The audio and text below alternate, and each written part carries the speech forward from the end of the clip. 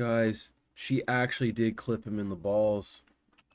That's nasty work. Barbarian's bride, literally to get to her heart, is to let her beat up a bunch of strange men. Okay.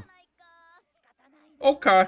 You know, we're borderline getting close to the cucking, but you know what? We'll keep it going. She'd lose about half of that glass plate, and you really wouldn't want to wear that now, right? Because you wouldn't want glass chunks to potentially, like, shatter even more, go in your eye, swallow it.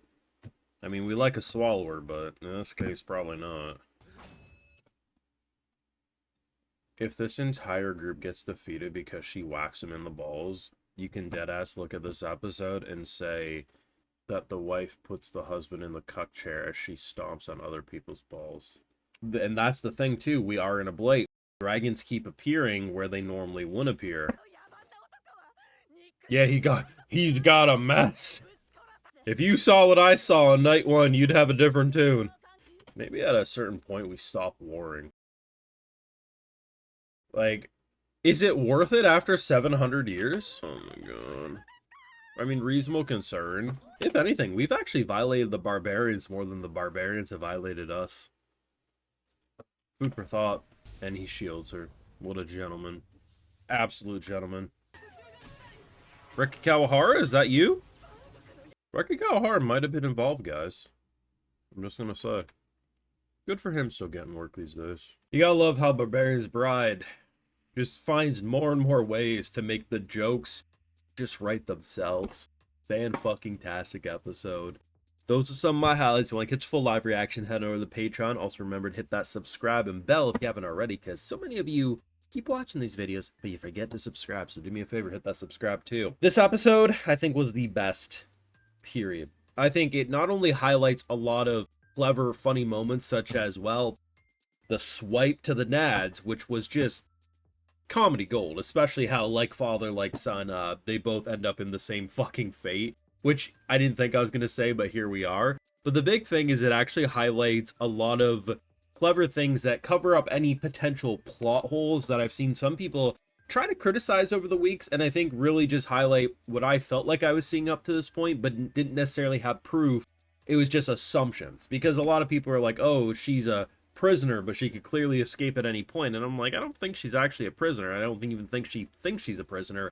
And this episode kind of flexes why you don't have to be concerned about that. See, I've seen a lot of people over the weeks compare this show like, oh, it has kind of a similar gimmick to something like 'Tis Time for Torture Princess, where clearly the princess could escape at any point, but chooses not to and acts like a prisoner. And I've never really, like, the intro episode, yes, I felt like it had that vibe, but after episode 2 onwards, I never felt that, because at any point, yeah, she could probably cut through most people. If these two were to truly go at it, life or death moment, it's up in the air who would win. Granted, in this episode, they do duel with equal weaponry, and it's a draw. And you can't even say she exhausted herself by fighting the others. It was literally warming up. She was one-shotting everyone. But at the end of the day, it has not felt like a prisoner of war situation for a good while. We have these two characters. He truly is just head over heels for her. In every episode, she considers him much more than the captor, right? And she knows damn well, if I wanted to run away, I have a good chance of doing so. The thing is every episode, or every day for her, she's feeling more and more conflicted about what her assumption about barbarian culture was. Why do we fight in 700-year wars on these expeditions against people who are truly living a much more enjoyable life than even our own? We are supposed to be the civilized ones, yet they are living a much better life. She's learning. She's trying to figure out why do they have such a better life? And also, is there a way for us to no longer have conflict? At no point have I felt like she is this, like in episode 1 and a bit of episode 2, she was constantly on guard. You think I'm gonna do this? She hasn't been like that for a few episodes now. She very much is pretty comfortable. She knows she's not in any danger. And to be honest, that's why this show is really good. Because yes, you can make it stupid like 'Tis Time for Torture Princess, but in doing so, you'd have to make her a very dumb character. And at no point have I assumed she's a dumb character. She's been a scared character, she's been a badass character, and she's been a generally funny and normal character, but she hasn't been a fucking idiot at all. And I think this episode really highlights it, because not only did they take her hunting with a normal blade, her legendary blade, all things considered, they also just really showed that when come into contact with someone looking for her, She didn't go running. She doesn't want to go home because she's trying to figure out what the hell this culture has that theirs don't. We get introduced to one of the poster characters who is officially on the poster, so I assume she's going to be just fine, even though she did get the Reki Kawahara treatment by the end. So essentially the blight is on the horizon, a blight being something that changes the natural rule of law that they've used to. So the concept of dragons not coming into their village has now happened multiple times. There's a lot of things happening with the general wilderness that is making their culture and their life unpredictable.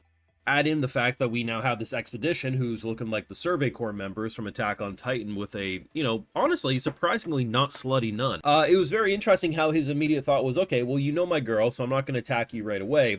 And they actually avoided doing anything super cliche with the Barbarian King, which I was honestly surprised by, because what ends up happening is she throws hands a couple times.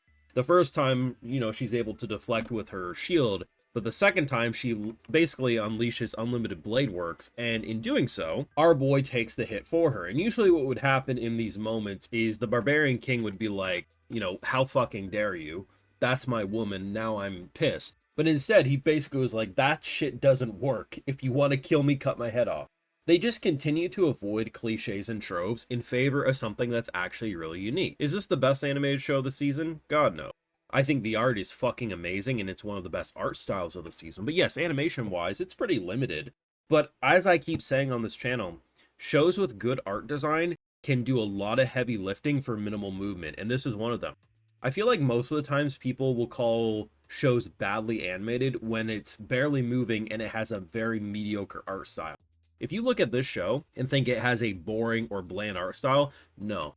I mean, yeah, art is subjective in terms of taste, but I think that's why a lot of people aren't calling this the most minimally produced show of the season.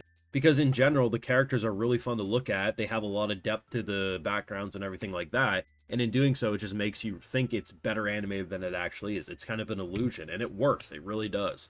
Plenty of shows as of late have done this, and I think this is a great example. Not to say it doesn't move at all, there is some movement, and I imagine based on how they're building up next episode, that will be one of the priority episodes. Like, I think the first episode with the initial battle was a priority. I think next episode will be a priority, and probably something towards the end of the season. But yeah, we are dealing with the blight, and we're dealing with these monsters, and they can come in all shapes and sizes, seemingly, and obviously we're gonna save her. I imagine that will cause her to be conflicted. She'll reluctantly come back to the village, and then, she'll somehow find some barbarian husband she wants to settle down with and give up on the sisterhood, I suppose. Either way, a really good episode. My favorite by far.